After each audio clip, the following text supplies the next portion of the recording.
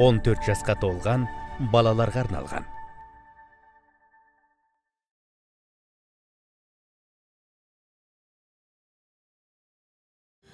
Мынаны ешкім жемейді ау деймін, тауысып қойшы.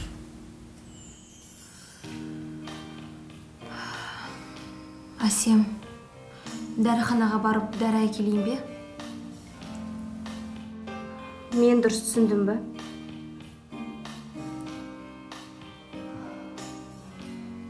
Сен бір шоколад үшін Мейрамға менің номерімді бердің ба? Жоқ, олай емес. Мен сенің номеріңді бергенім үшін ол маған шоколад берді. Қосылғыштардың орнын алмастырғанмен қосынды өзгермейді. Қыздар, алысқа кетпеңдер. Әсем, я сенің номеріңді Камилаға берген мен, бірақ сендердің кездесулерің ойдағыдай аяқталмағанына біз кінәлі емеспіз. Қалай? Солай? Камила сұрады, мен бердім. Жоқ, қалай сендер кінәлі емессіңдер?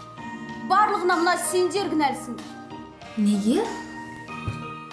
Кездесу ойдағыдай аяқталған жоқ. Себебі ол басталды. Себебі Мейрам мені кездесуге шақырды. Себебі ол менің телефон номерімді біледі. Себебі Камиладан алды. Себебі мынаған шоколад берді. Себебі номерді алды. Я, себебі шоколад берді. Мен шоколад алу үшін берген жоқпын. Жабыңдар ауыздарыңды. Мен Мейраммен кездеспес едім. Егер де Камила номерді бермегенде, Камила номерді бермеседі. Егер де сен айтпағанда, сен Камилаға айттың, Камила Мейрамға айтты. Ал ол мені кездесуге шақырды. Ендеше кім кінәлі?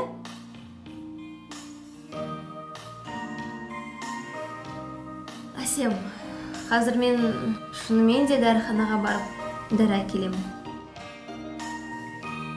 Естеріңде болсын. Біреудің бірдеңесін біреуден алып, біреуге беру үшін біреуден рұқсат сұрау керек.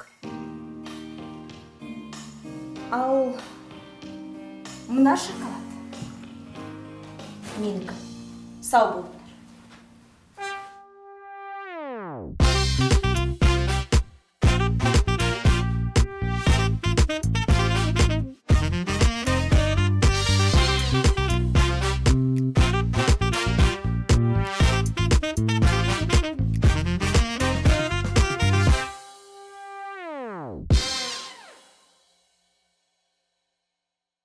Бүгін балалар Айман Шолпан жырын талдаймыз. Айман Шолпан жырын оқығанда шығарсыздар. Мүмкін театрдың сахнасынан спектаклін көргенде шығарсыздар. Мен Айман Шолпан жырын оқыдым. Шамасы біздің Ақтөбе төңірегінде өткен оқиға өтем. Неге десем, кейіпкерлердің арасында Есет, Көтібар, Арыстан батырлар кездеседі. Айман Шолпанның ішінде біздің кіші жүзге белгілі көптеген тарихи тұлғаларымыз бар. Ал кім біледі балалар? Кім айтады екен? Есет, Көтібар, Арыстан. Мақсат, жарайсың. Жалпы соңғы кезде біздің жастарымыздың ішінде әдебиетке, тарихқа көңіл бөлетін жастар өте аз. Жарайсың. Мақсат ерекше жігіт. Солай емес пе балалар? Жарайсың, Мақсат. Мақсат, мен түсінбедім. Бұл қалай? Жоқ. Сен ойлама, мен айтып бергенді ағайға айтып мақтап отты. Жоқ, мен де оқығам Шолпан мен Айман. Айман мен Шолпан. Қосылғыштардың орнына ауысқанымен қосындының мәні өзгермейді. Немене? Қанатты сөздер дейміз ғой. Яғни Айман Шолпан жырындағы кейбір өлең жолдары басымды алсаң да кірпігімді алма. Басымды алсаң да кірпігімді алма. Мақсат, сенің кірпігіңе не ол? Басымды алсаң да сақалымды алма деп айтқан екен. Яғни бұны айтқан кім? Қай кейіпкер? Есет, Арыстан, Көтібар ау деймін. Кім балалар, кім біледі? Айтыңдаршы, кім? Айман мен Шолпанның әкесі Маманбай. Дұрыс айтасың, Жұлдыз. Әрине, Маманбай. Сен не дейсің ба? Не, сен де оқыған жоқсың ба жырды? Иә, оқыдым. Қашан оқыдың? 2009 жылы. Иә, сол өтірікті. Оқыдым мен, 2009 жылы оқыдым. Иә, белгілі түріктанушы, филология ғылымдарының докторы, профессор Әуелбек Қоңыратбаевтың сөзіне жүгінсек, Айман Шолпан жыры Исатай Махамбет көтерісінен кейін туған. 2009 жылы. Мақсат, сен мақтаған қыз туралы мақалды білесің бе? Білем? Иә. Мақта қыз бен мысық жоқ, білмейді екен. Мысық пен мақта қыз де.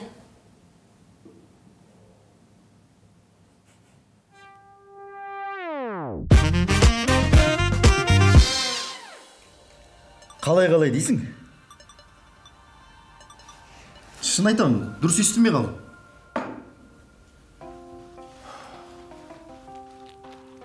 Жазық пластина үлгілеріндегі көміртегі бөлшектерінің изотермиялық жағдайлардағы жану үдерістерінің кинетикасы. Қалай? Жігіттер, көмектесесіңдер ма? Көмектесіңдер. Көмектеспейсіңдер ма? Кедергі келтірмеңдер. Өзім жазам, өзім орындаймын. Бауырым, біріншіден, мен саған кез келген уақытта көмектесуге дайынмын. Бірақ сен мына тақырыбыңды өзің де түсінбей отырсың ғой. Екіншіден, өзіңнің орындайтынына күмәнім бар. Неге? Себебі өзің де дым түсінбей отырсың ғой. Ешкімді де түсініп отырған жоқ. Қойыңдаршы.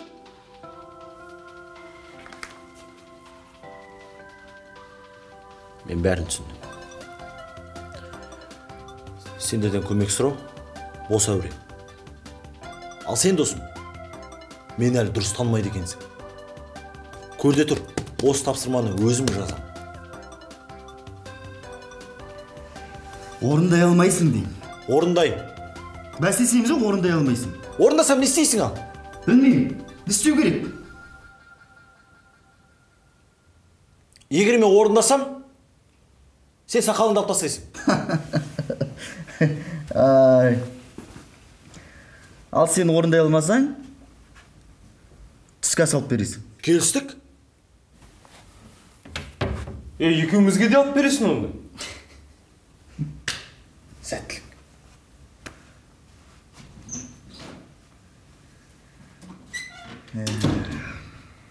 Досым, ана тапсырмаңды тағы да бір түсіндір жүрші, қалай дедің?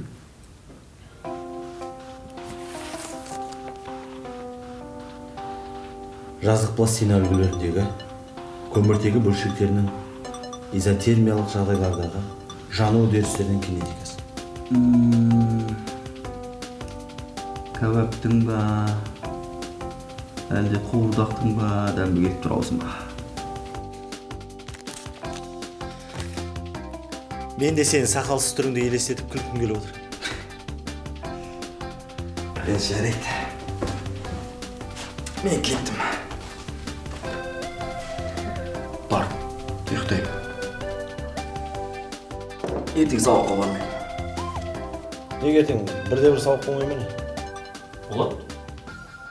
Тегертеңмен тәтті ұйқыдан тұрған бойда тәтті тағамдар жейін деп жоспарлап қойдым. Ұйқыдан тұрған бойда айна қарап, сақалың таба алмай қалмай, өу!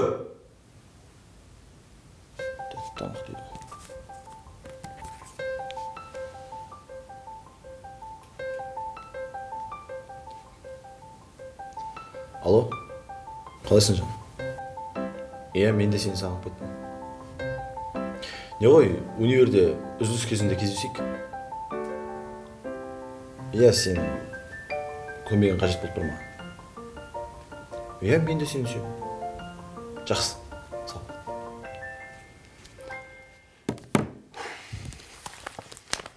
Жазық пластина үлгілеріндегі көміртегі бөлшектерінің.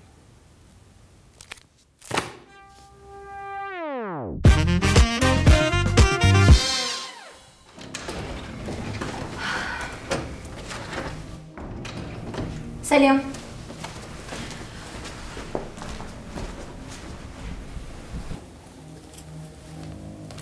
Сәлем. Мен сенімен сөйлеспеймін. Жайма? Ренжіп қалдым. Әсем, қош енді. Ертең-ақ барлығын ұмытып сөйлесіп кетеміз. Сөйлеспейміз.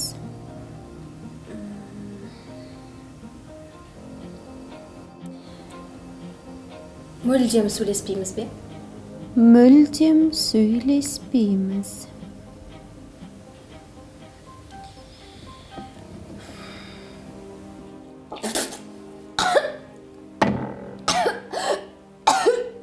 Мынаған не құйып қойғансыңдар? Әсем! Білмеймін.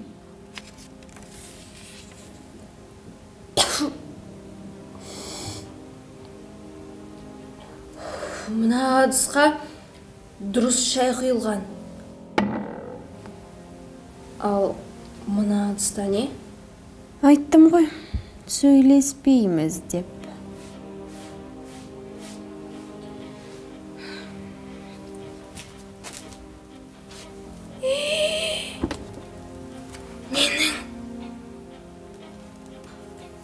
Менің дәптерім. Менің лекциям. Менің дәптерімді кім жыртты?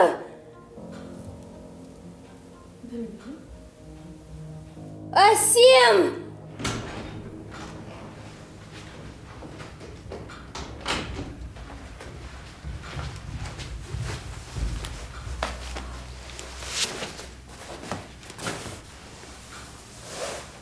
Люба.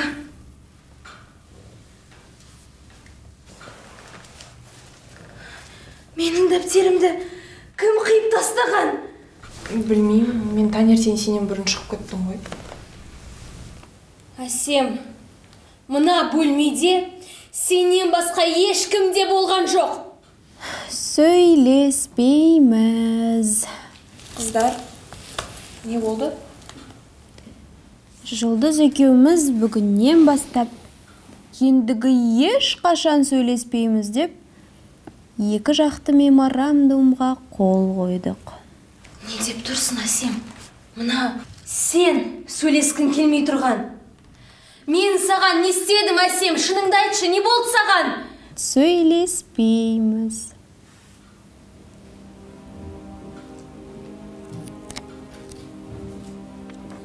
Люба, мына дәптерде менің ертеңге орындап қойған тапсырмам болды. Мынаның барлығын қайтадан жазу керек. Қолым бос па, көмектесе аласың ба? Қандай тапсырма? Жазық пластина үлгілеріндегі көміртегі бөлшектердің изотермиялық жағдайлардағы жану үдерістерінің кинетикасы. Мақсат та осы тақырыпты жазып берші деп еді. Ендеше екі қоянды бір оқпен ататын болдым ғой. Рахмет, Люба. Оқасы шық. Саған сөйлескенің үшін рахмет айтып жатырмын. Қазір сөйлесетін адамды табу өте қиын.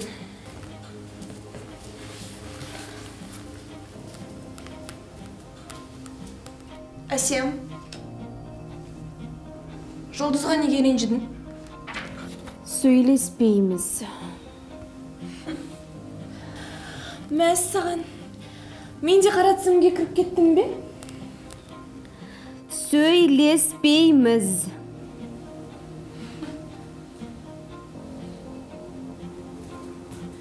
Әсем, мынауын енді артық.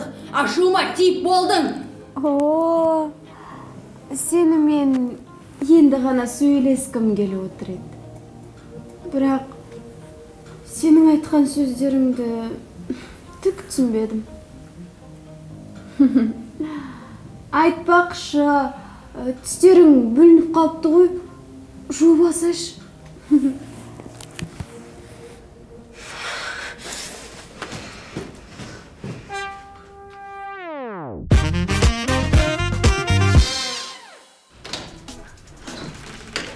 Досым, ұстарайымды дайындай бер. Мә, сонда бүгін қуырдақты кабап жемейміз бе? Рамазан, барып ана тоңазытқыштағы майға қуырылған жуа бар ғой, соны қыздыра бер. Содан дәмді тамақ болмайтын сияқты ғой бұл. Иә, Айман мен Шолпанның әкесі Маманбай айтқан екен. Мына басымды алсаң ала бер, сақалымды алма деген екен. Өкінішке орай, сен бай емессің. Ас үйге сақалмен кір де, сақалсыз шық. Қуануға асықпа. Бүгін сақалымнан айырыла қоймаспын. Қалтамда 2-3 теңге ғана қалды. Соған қазір нан аламыз. Ой, бауырым, сылтауымды ғой. Енді қуырылған жуанды нансыз қалай жейміз? Осы еркексің ба? Сөзіңді тұршыш. Мен мына аштан өліп кетсем де, сенің сақалсыз түріңді көруге асығып отырмын. Бұл сен. Макс, қой. Мен нансыз тамақ шалма. Мына екеуін уәделеріне мен қыстырмайлар. Әке? Сен не біреудің сақалына жаның ашып отыр? Маған әңгіме жүргізу ба?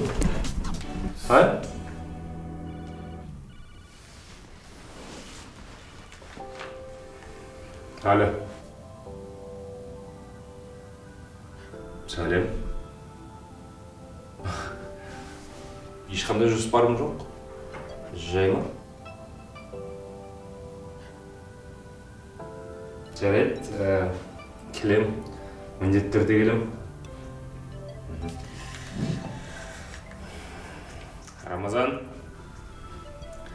ана жуанды қуырылған өзін жей бер. Мені бүгін біраз кафеге шақыр.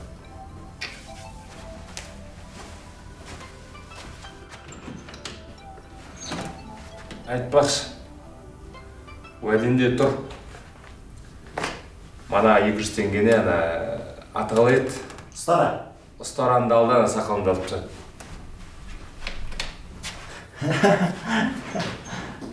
Не ғой, бауырым? Ұстараңды әкеліп берейік пе әлде, өзің барып аласың ба?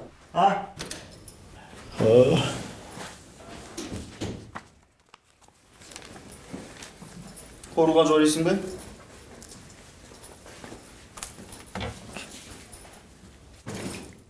Жақсы, жақсы. Қалайсыңдар? Жақсы.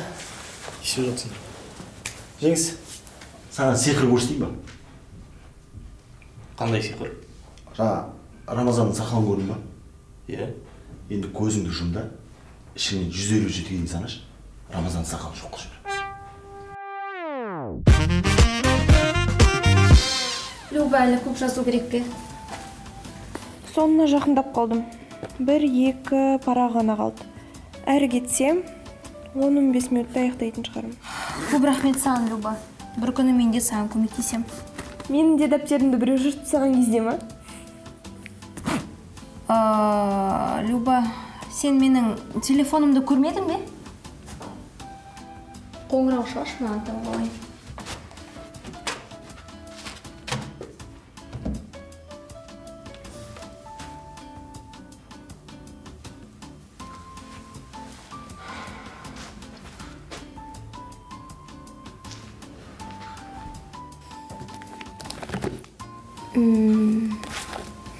Қызық, бұл жерде маған істеп жатыр.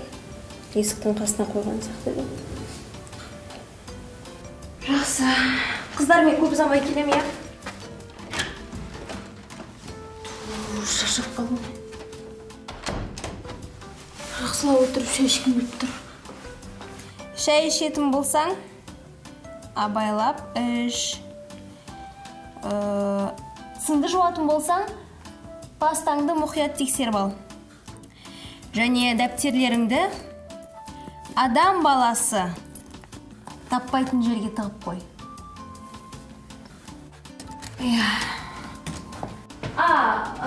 Содан соң, егер сенмен ешкім сөйлеспей жатса, таң қалма. Жайшылық па?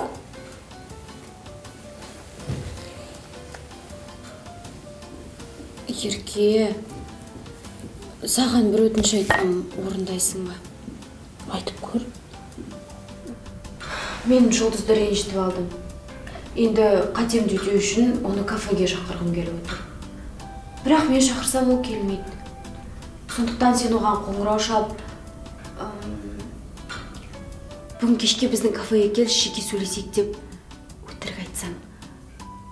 Бірақ сен бармайсың. Есесіне кафеде оны мен күтіп алам. Жақсылық жасау үшін бір рет өтірік айтуға болатын шығар. Жарай, айтай. Рахмет, көп.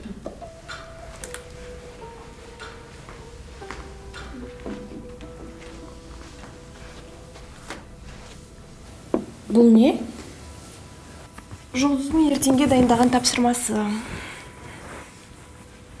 Қой, мен тез арада біреуге қоңырау шалуым керек.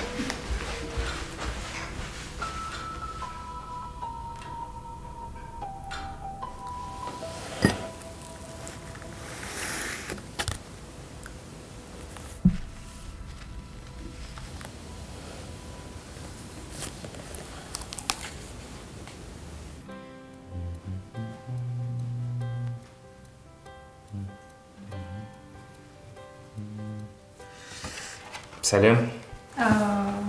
Сәлем. Бұл 7-ші үстел ме? Иә. Алдын ала орынға тапсырыс беріп қойғанына қарағанда салмақты бір әңгіме болайын деп тұрған сияқты ғой.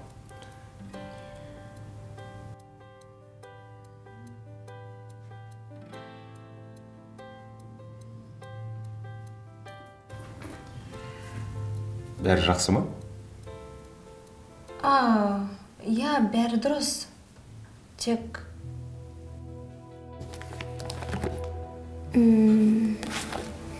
Қызық, бұл жерде мынау не істеп жатыр? Есіктің қасына қойған сияқты еді. Сәлем, Мейрам. Сәлем. Мен ғой Жұлдыз.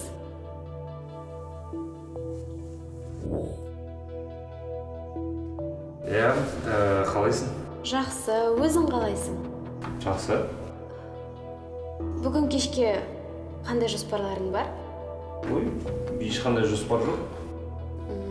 Жай ма? Мен сені кездесуге шақырайын деп ем. Қайда? Сол кешкі сағат 5-терде өзіміздің кафеде күтем. Жарайды. Келем, міндетті түрде келем. Мен саған қоңырау шалған кезде сенің дауысың бір түрлі естілді. Енді шынымды айтсам, сені қоңырау шалады деп жүз ұйықтасам да түсіме кірмепті. Кірмейді де. Ай? Жоқ, ештеңе. Жақсы. Ендеше бүгінгі кездесуіміздің себебі қандай?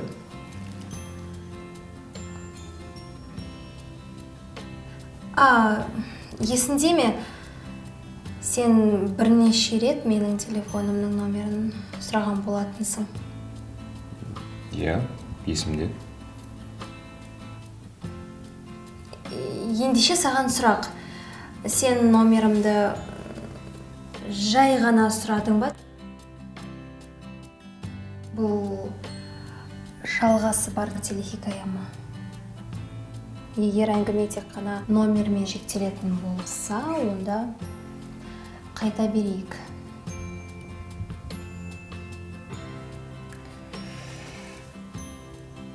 Қарындас, мен тапсырыс беруге дайынмын. Ендеше асымыз дәмді болсын.